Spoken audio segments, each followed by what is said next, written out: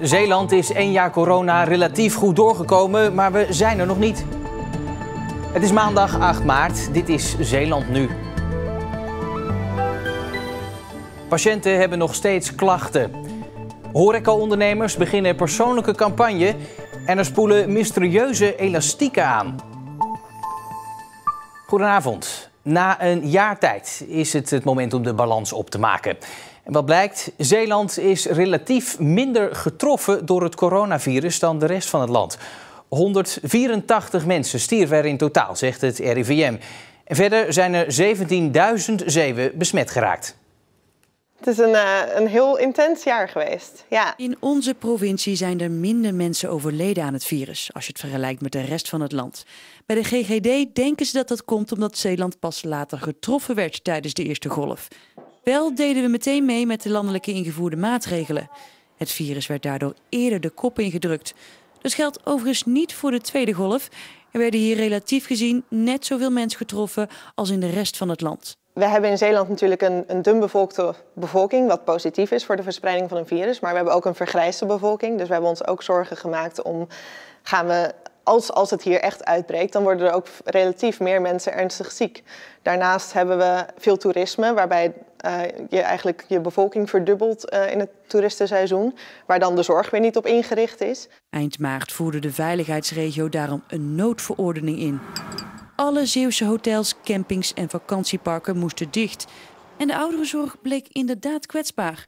Er waren grote uitbraken bij verschillende ouderencentra, met meerdere doden tot gevolg. We moeten nog even volhouden tot het en wat warmer wordt en de vaccinatiegraad wat hoger ligt. En dus als de lente eenmaal goed op gang komt richting de zomer, dan denk ik dat we echt gaan merken, nu loopt het af. We snakken er allemaal naar. Ja, ik ook. Ja, wie niet? Bij mij in de studio, Marieke Kerklaan, redacteur Zorg. Ja, Marieke, er wordt net gezegd, Zeeland is toch relatief minder getroffen dan de rest van het land. Hoe zit dat? Nou ja, als je die cijfers van Koop, van die mevrouw van de GGD, even in de grafiek ziet, ja, dan zie je dus dat ze eigenlijk goed wat ze beschrijft. Hè? Dat Zeeland eigenlijk qua het aantal besmettingen vooral in die tweede golf hard is getroffen. Ja, en dat het aantal sterfgevallen, dat heel erg in pieken gaat. En die sterfgevallen die zijn voornamelijk ook onder de oudere gevallen. Hè? Daar zijn ook het hoogste aantal overlijdens geweest. Maar ja, goed, achter al die cijfers, 184 sterfgevallen, ja, dat zijn natuurlijk 184 verhalen van moeders, vaders, broers, zussen, vrienden en vriendinnen. Dus er zit een hele hoop leed en een hele hoop verdriet achter. Ja, en dan zijn we nu een jaar verder. Ja, en nog zijn we er niet. Nee, want huisartsenpraktijken die maken een schatting. En die zeggen van nou ongeveer 4 à 5 van patiënten per huisartsenpraktijk. En je hebt er in Zeeland 100. Ja, die houden nog steeds tot op de dag van vandaag klachten. Dus dan heb je het over 400 tot 500 Zeeuwen. Dat zijn mensen die bijvoorbeeld de trap niet op kunnen komen omdat ze bovenaan de trap al hartstikke moe zijn. Mensen die spierpijn houden, hoofdpijn houden. Ja, helemaal nog niet zichzelf zijn. Dus dat is echt heel ingrijpend. En wat je ook niet moet vergeten, de Zeeuwse ziekenhuizen, daar liggen ook nog steeds patiënten voor hun leven te vechten. Sterker nog, zowel op de IC als op de verpleegafdelingen. Het ADRZ heeft vandaag patiënten moeten overbrengen naar andere ziekenhuizen, omdat het nog zo druk is. Ja. En stel dan dat ik jou over een jaar weer zou spreken. Ja, wat zou dan de boodschap zijn? Ja, je hoorde het eigenlijk al een beetje in het filmpje. Het coronavirus verdwijnt niet helemaal. COVID-19 zal ook niet helemaal verdwijnen. Maar wat positief is dat er natuurlijk mensen gevaccineerd worden, beter beschermd zijn. Hier in Zeeland heb je het dan over 35.000 Zeeuwen die minstens al 1 prik hebben gehad. Nou, dat biedt natuurlijk perspectief. Dus zo'n jaar als afgelopen jaar zullen we niet meer meemaken met de ingrijpende maatregelen. Maar verdwijnen zal het virus zeker niet helemaal. Marieke, dankjewel.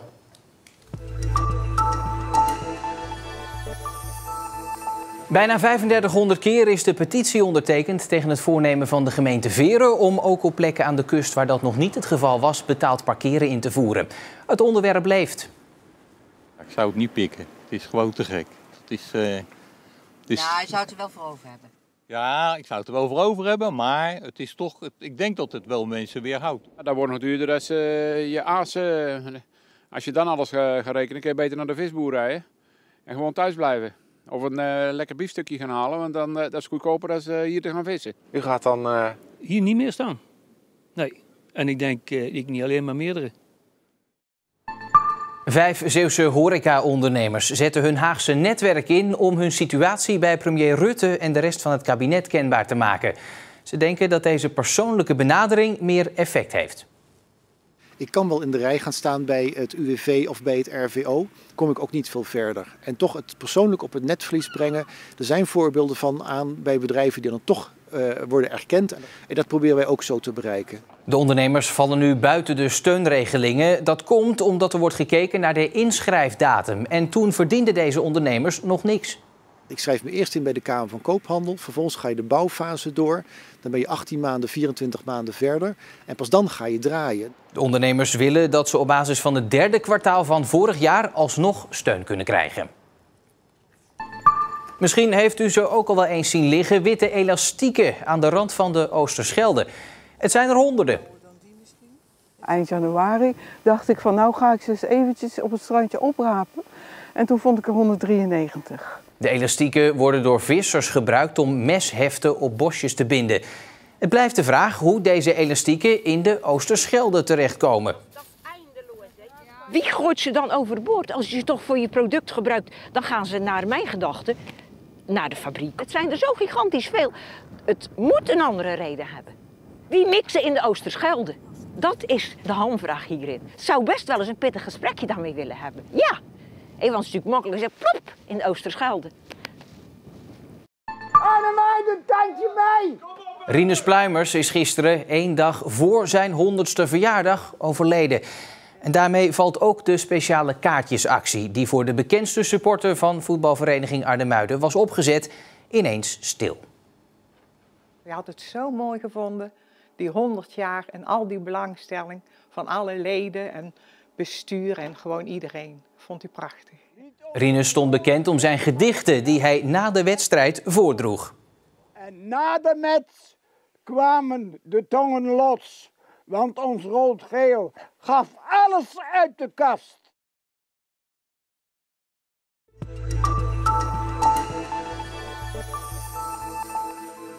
Het is vandaag Internationale Vrouwendag. Ieder jaar staat 8 maart in het teken van strijdbaarheid en het gevoel van solidariteit van vrouwen overal ter wereld.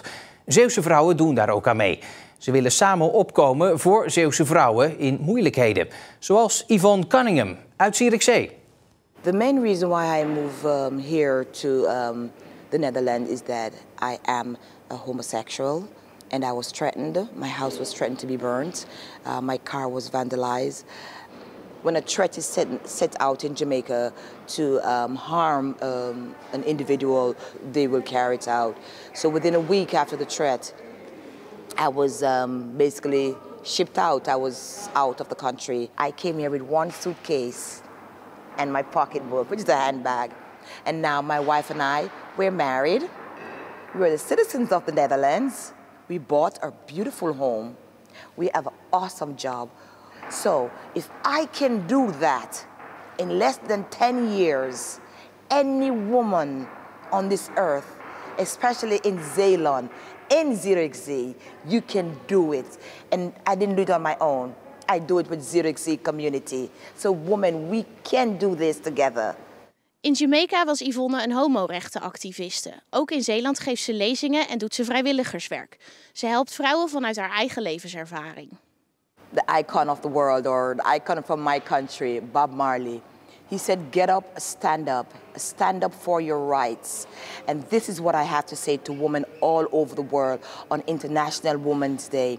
Ladies, get up, stand up for your rights. Stand up for what you believe in.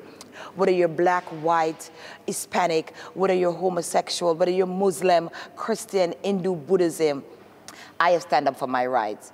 And every day I will continue to stand up not only for my rights, but for women of my community, especially in Zierikzee. All you have to do is speak the word, and we will make it. We will do it. Just get up, and stand up for your rights.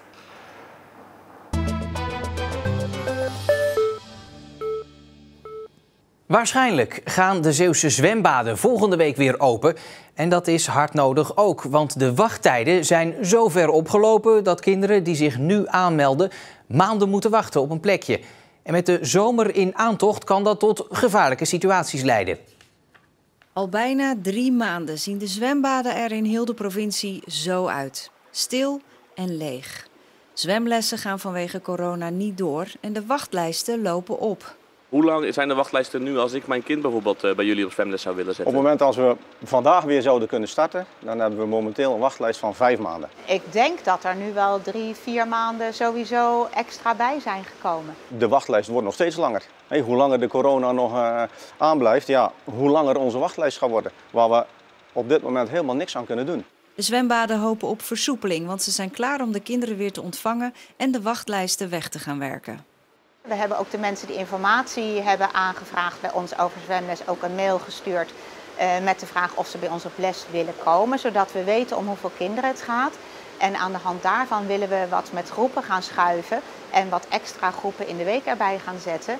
En wellicht van de zomer, in de zomervakantie, ook de lessen wat vaker door laten gaan dan dat we normaal doen. In Terneuzen hebben ze al eens eerder lange wachtlijsten weggewerkt en ze hopen dat straks weer te doen. Doordat in de gemeente Terneuzen alle scholen meedoen aan het continu-rooster, konden wij elke dag een uur eerder beginnen met zwemles. En daardoor hebben wij 17 nieuwe groepen kunnen oproepen. En daardoor hebben wij de wachtlijst toen van 9 maanden naar misschien wel 4 kunnen brengen. Ook in het zwembad in Zierikzee balen ze dat ze hun zwemkinderen al zo lang niet hebben gezien. Om toch met ze in contact te blijven, hebben ze iets bedacht. Wij hebben onze mascotte ingezet, Krokodil. En Krokodil is de zwemleraar voor de kindjes en die geeft ze wat zwemgymoefeningen. Dus middels filmpjes, iedere week krijgen de kindjes een opdracht waar ze thuis mee aan de gang kunnen gaan. Krokodil, de borstkrol, weet je nog? Sla maar op mijn handen. Juist! Dat is een mooie krolslag. Super! Het is fijn om toch met de zwemslag bezig te zijn. Ja, het kan niet in het water, dus doen ze het op een droge. Je hebt een mooie ronde beweging. Nou, ze wijzen bijvoorbeeld een pizza door midden snijden. Dat is een van de tips. En het is gewoon bezig zijn met de zwemslag zonder dat je in het water kan liggen. Oké, Krokodil, Pim's pingwingwaggel. Tenen naar buiten en waggel als Pim de pingwing. Ja, Krokodil, super, dat doe je goed. Tijdens de eerste lockdown moesten de zwembaden ook al 3 maanden dicht. En dat betekent dat veel kinderen zich dit jaar op zwemgebied niet hebben ontwikkeld. Voor de kinderen betekent dat sowieso dat ze heel veel stilstand hebben en wellicht ook wat achteruitgang. Ja, dat is natuurlijk heel erg vervelend, zeker voor de kinderen die bijna hun diploma hadden. Wil niet zeggen dat er dan niks kan gebeuren, maar ik denk dat je als ouder ook wel graag wil dat je kind een diploma hebt en dat je dan het vertrouwen hebt van mijn kind kan nu alleen gaan zwemmen. En dat is natuurlijk wel heel erg vervelend dat dat nog steeds niet kan. De achterstand die kinderen nu al hebben, die wordt alleen maar verder vergroot. En je komt richting het zomerseizoen, waarbij kinderen veel makkelijker het open water gaan opzoeken. Dan wil je ze toch ook het vertrouwen geven in het water. En dat vertrouwen geven ze met onze zwemlessen. Krokodil, Karels kikkensprong. Duimen naar beneden. En je maakt een grote sprong naar voren. Goed zo, Krokodil! Zwemweer was het helaas voor Krokodil nog niet helemaal vandaag. Maar het was wel lekker zonnig en een graad of 8. Morgen dan beginnen we juist bewolkt en is er vooral landinwaarts nog een bui. Morgenmiddag is het dan droog en dan zijn er brede opklaringen. En tot zover Zeeland Nu voor vandaag. Ik wens u nog een hele fijne avond.